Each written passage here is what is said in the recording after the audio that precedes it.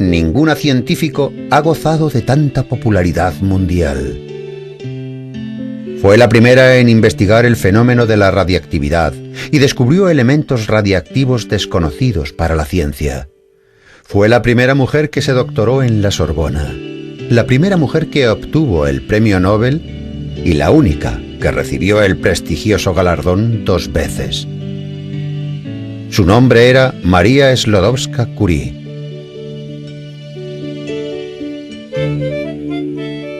Nació en Varsovia en el año 1867 en el seno de una familia dedicada a la enseñanza. Los Sklodowski intentaron inculcar a sus 5 hijos el amor por el conocimiento. Las ciencias exactas eran especialmente valoradas en esa casa. A los 16 años, María dejó el instituto graduándose con matrícula de honor. En Polonia, que en aquel entonces formaba parte del Imperio Ruso, no había instituciones donde las mujeres pudiesen seguir estudiando, y su familia no tenía dinero para enviar a sus hijas a estudiar al extranjero. Entonces, Marie propuso que su hermana mayor debería ir a estudiar a París y dijo que ella le costearía los estudios trabajando como institutriz en casa de un terrateniente. 8 años más tarde, Marie había ahorrado el dinero suficiente para poder ir ella misma a estudiar a París a la Universidad de la Sorbona. Vivió en una pequeña buhardilla donde hacía un calor insoportable en verano y tanto frío en invierno que el agua se helaba en el lavabo. Marie subsistía a base de pan y té, pero había conseguido estudiar en la famosa universidad y se hizo el propósito de dedicar su vida a la ciencia. Mientras buscaba un laboratorio para sus investigaciones, la joven Sklodowska de 27 años de edad conoció a Pierre Curie, un físico ya conocido. No tardaron en casarse. Su unión, basada en puntos de vista e intereses comunes, resultó ser fuerte y armoniosa.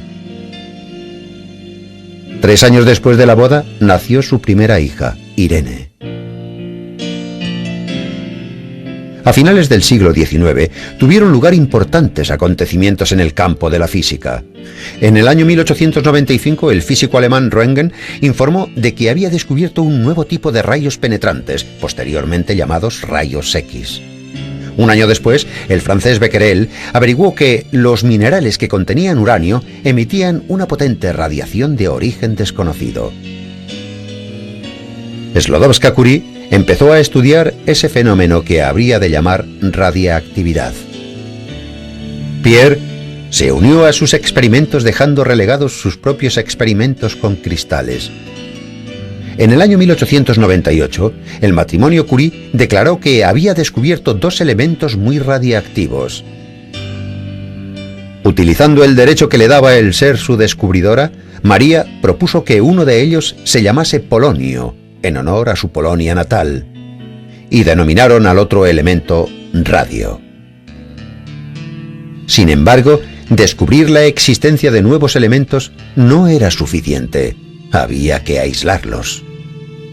Para realizar los experimentos, el matrimonio Curie obtuvo permiso para utilizar un desvencijado cobertizo utilizado en su día por los estudiantes de medicina. Los experimentos para aislar los elementos radiactivos se prolongaron durante 4 años. «Es un trabajo agotador», escribió Marie Curie. «Tienes que transportar sacas de mineral, verter soluciones de un recipiente a otro, remover el líquido hirviendo en una vasija de hierro fundido durante horas». El titánico esfuerzo se vio coronado por el éxito. En el año 1902, los científicos obtuvieron un decígramo de cloruro de radio puro. El aspecto de ese polvillo blanco era similar al de la sal de mesa, pero la luz que irradiaba era tan brillante que se podía leer cerca de los tubos en los que se guardaba la sal de radio. Impresionado por la extraordinaria labor de los físicos, Vladimir Mayakovsky comparó posteriormente el proceso de obtención del radio con la poesía. Tienes que trabajar un año entero para obtener un gramo. A pesar de su precaria situación económica, los científicos no patentaron sus descubrimientos. Marie dijo: «El radio no debe enriquecer a nadie. Este elemento pertenece al mundo». Por sus trabajos sobre la radiactividad, Marie y Pierre Curie fueron galardonados con el Premio Nobel de Física en el año 1903. Un año después nacía Eve, su segunda hija. Y 2 años más tarde, en el año 1906, Pierre Curie moría arrollado por las ruedas de un pesado carro. El duro golpe del destino no conseguiría desalentar a Marie. Sucedió a su marido en la cátedra de física de la Sorbona, contribuyendo a la creación del Instituto del Radio de París, y fue nombrada directora del Laboratorio de Radiactividad. En el año 1911, Marie Curie recibió su segundo premio Nobel, esta vez en química.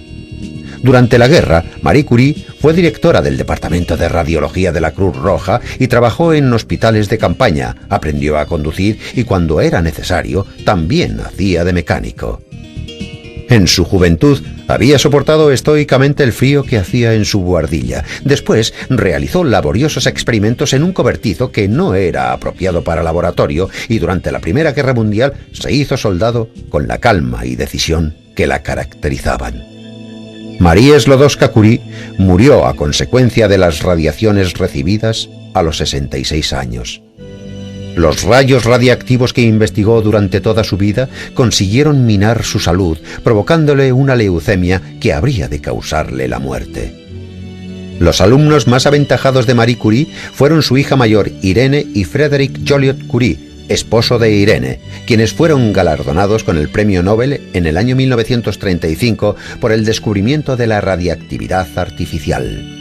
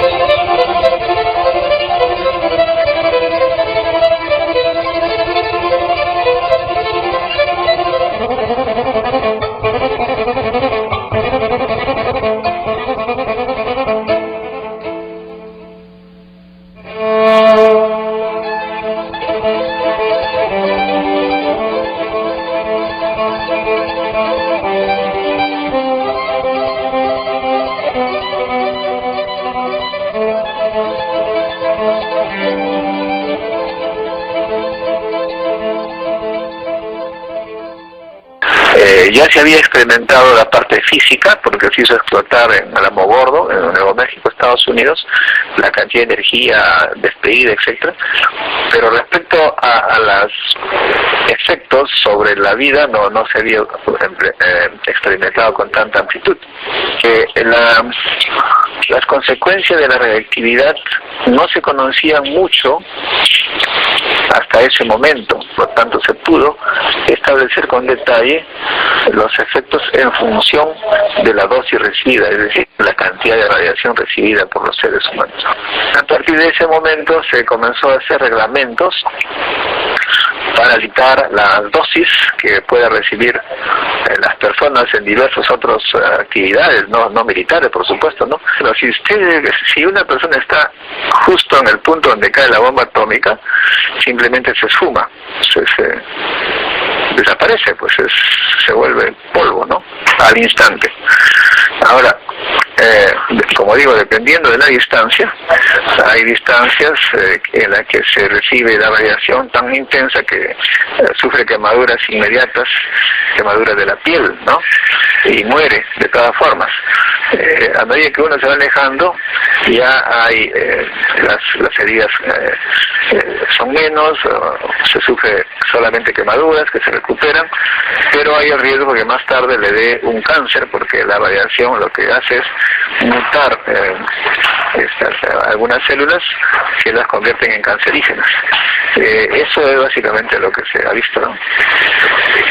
Ahora también hay una probabilidad que los hijos de los que han recibido radiación sean mutantes, o sea, el ADN de los hijos estén mutados, cambiados, de modo que puede salir pues un ser totalmente diferente al padre, que generalmente es negativo, inviable, muere, pues algunos incluso no llegan a nacer, ¿no? Pero hay la posibilidad de que nazca gente deforme, ¿no? A partir de eso. Lo que pasa es lo siguiente: cuando hay mutación, efectivamente cambia el nuevo ser, pero en la mayor cantidad de veces estos seres son inviables, o sea que no llegan a nacer.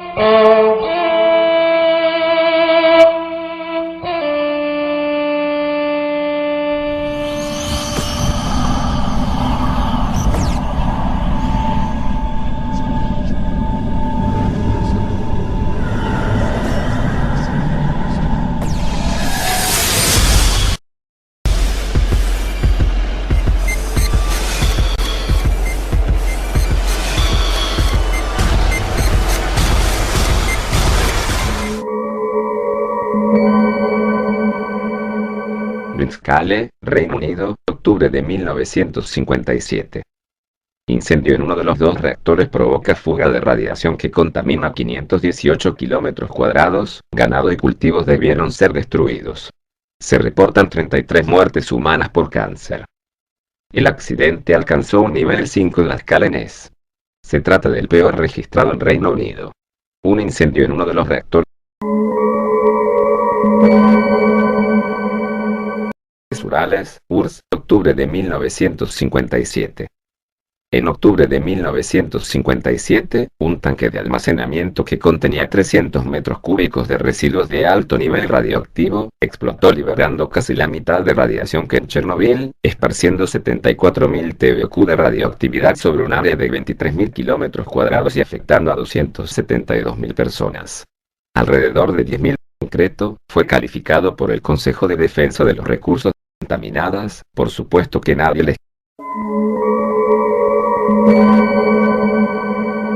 de Emily Island, Estados Unidos, marzo de 1979. El 28 de marzo de 1979, debido a una falla en el sistema de monitoreo de la temperatura del reactor Mi-2, en conjunción con errores humanos, que hizo que el núcleo del reactor se fundiese parcialmente, desvaneciendo la protección de hormigón del edificio de contención, esto llevó a que hubiera una fusión nuclear. Cuando una válvula de la planta no funcionó, se acumuló una cantidad peligrosa de gases radiactivos y fue liberado Yo-231. Al principio, Metropolitan Edison, el dueño de la planta, insistió que el incidente no era grave. Sin embargo, la perspectiva fue las consecuencias económicas y de relaciones públicas fueron muy importantes, y el proceso de limpieza largo y costoso.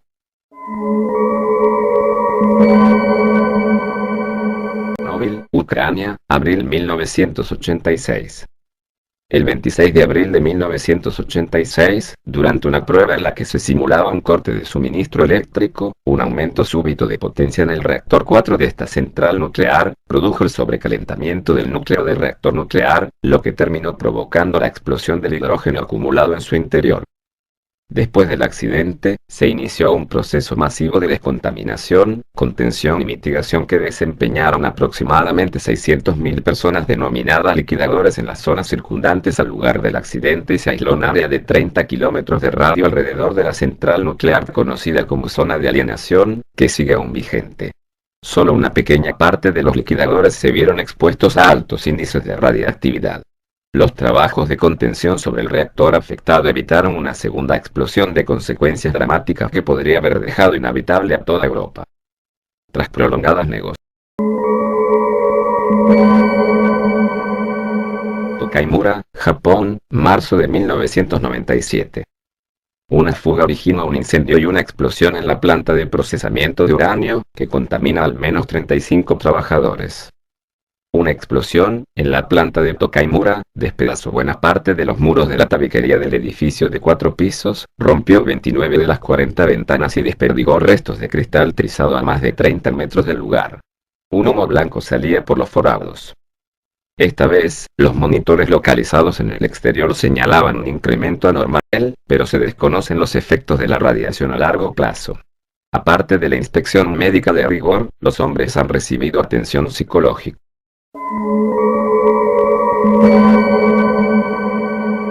Tokaimura, Japón, septiembre de 1999. Un error humano provoca una descontrolada reacción nuclear en cadena en una planta de procesamiento de uranio. En total 2 empleados pierden la vida de los 50 que estuvieron expuestos a altos niveles de gas radioactivo. Autoridades ordenan a más de 300.000 residentes que permanezcan encerrados. El accidente se produjo debido al manipuleo de uranio en contacto con ácido nítrico en proporciones inadecuadas y expuso a niveles de radiación 15.000 veces superiores a los admisibles. No solo las instalaciones. Blaye, Francia, diciembre de 1999.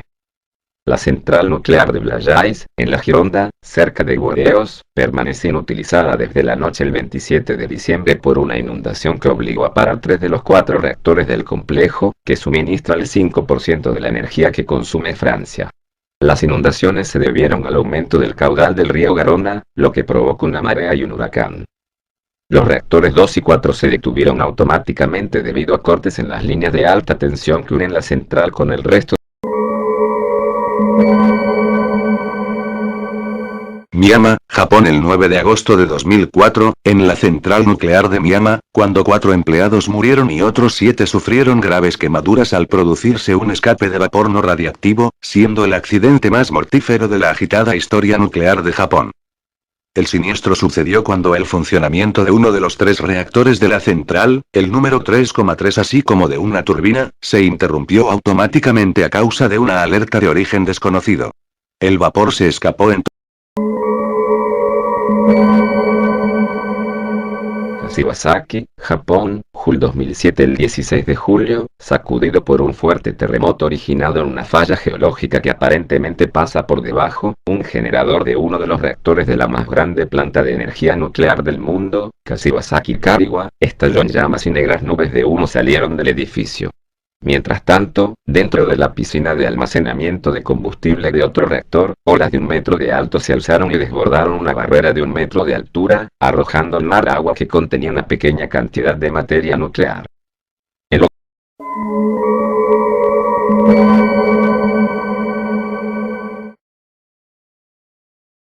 Fukushima, Japón, marzo 2011. Nivel 6, explosiones en la planta nuclear al fallar el sistema de enfriamiento tras el terremoto y posterior tsunami en Japón, emitiendo radiactividad a la atmósfera.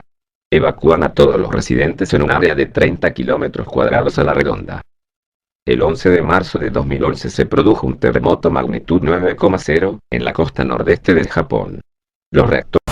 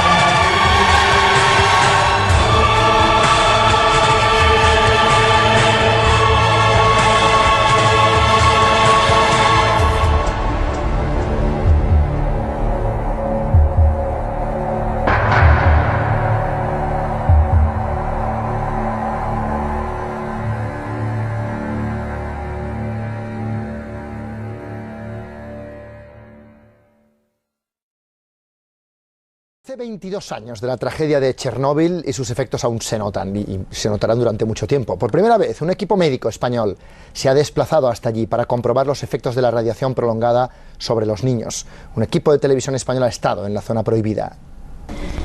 En esta casa de Chernóbil vive María, la única niña que nació en la zona de exclusión después de la catástrofe. Vivir aquí es barato, abundan las casas abandonadas como la de María y su madre, pero muy peligroso. La radiación es altísima y los productos que da la tierra están contaminados.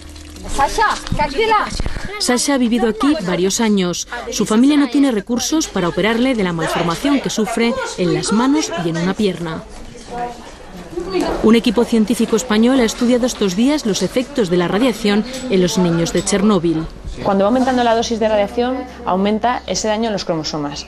Entonces, se ha demostrado una asociación entre este aumento de alteraciones en los cromosomas o daño en los cromosomas y el incremento de riesgo de cáncer.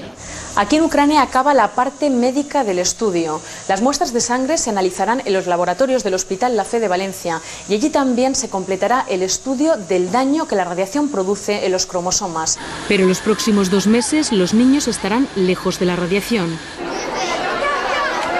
María acaba de llegar a Valencia. Mira qué cosa tan preciosa. También Sasha.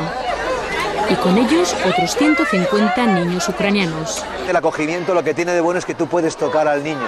Tú puedes hacer que este niño sea feliz. Las familias repiten cada verano. Para ellas acogerlos es una vivencia única. Y para la salud de los niños, un respiro. Es tan complicada como también confusa, por eso buscamos ahora la opinión en directo de un experto, la opinión de Antonio Ruiz de Elvira, que es catedrático de Física de la Universidad de Alcalá de Henares. Profesor, muy buenas tardes. Ya no se pueden tomar medidas. Los científicos solemos decir que las medidas hay que tomarlas en su tiempo, como con el cambio climático y con otras muchas cosas. Luego, lo único que hacemos es llorar. Señor Ruiz, nos cuenta que ese plan va a fracasar y que no hay alternativas posibles. ¿Qué puede pasar ahora entonces? Pues lo más probable es que en un plazo de 1 día, 2, no más de 3 o 4 días, los reactores entren en fusión y se produzca una quema de uranio descontrolada, de forma que salga una enorme cantidad de radiación que probablemente convierta 100 kilómetros a la redonda de la central en una zona inhábil para la vida por muchos siglos. Que nos pueda llegar aquí algo de la radiación estará en el aire, algo llegará, muy poca, pero algo llegará. Y bueno, pues esto es el producto de la arrogancia humana de creer que se puede hacer cosas contra la naturaleza. Pues muchas gracias, profesor, aunque también tengo que decir que esperemos todos que no se cumplan sus pronósticos y que esta vez se equivoque. A lo mejor hay milagros, pero la ciencia nos dice que no. Muchas gracias. Gracias.